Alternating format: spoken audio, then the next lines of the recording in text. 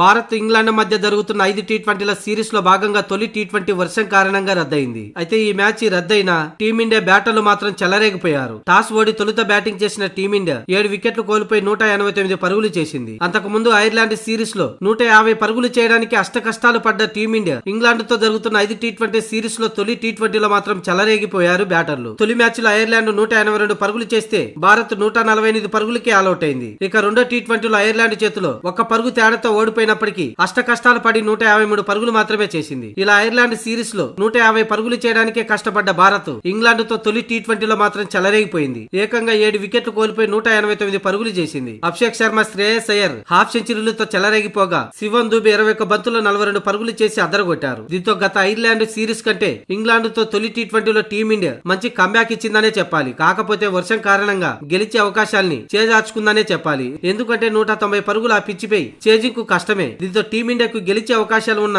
ఈ తొలి టీ20లో వర్షం ఆశల్ని అడియాసలు చేసింది. ఇక మిగిలిన 4 టీ20లో టీమిండియా మంచి ఆధిపత్యమే కనబర్చే అవకాశాలు కూడా కనిపిస్తున్నాయి. ఇది ఇలా ఉంటే మైకేల్ వాన్ టీమిండియాపై కీలక వ్యాఖ్యలు చేశాడు. ఐర్లాండ్ సిరీస్ లో బ్యాటింగ్ లో పెద్దగా ఆకట్టుకుని టీమిండియా ఇంగ్లాండ్ తో తొలి టీ20లో వర్షం కారణంగా రద్దయిన ఈ మ్యాచ్ లో టీమిండియా బ్యాటర్లు గట్టిగానే పుంజుకున్నారు. ఐర్లాండ్ లో 150 పరుగులు చేయడానికి కష్టపడ్డ టీమిండియా ఇంగ్లాండ్ పరిస్థితులు అనుకూలంగా మారినట్టు కనిపిస్తున్నాయి. టీమిండియాపై తమ జట్టు ఇంగ్లాండ్ సిరీస్ నెగ్గాలంటే ఖచ్చితంగా కష్టపడాల్సి ఉందని, మిగతా 4 మ్యాచ్ల్లో 2 జట్ల మధ్య హోరాహోరీ తప్పదంటూ మైకేల్ వాన్ అన్నాడు. ఒకవేళ వైభవ్ సూర్యవంశీ టీమిండియాలోకి అరంగేట్రం చేస్తే మాత్రం ఇంగ్లాండ్ కు మరింత కష్టమవుతుందని వ్యాఖ్యానించాడు.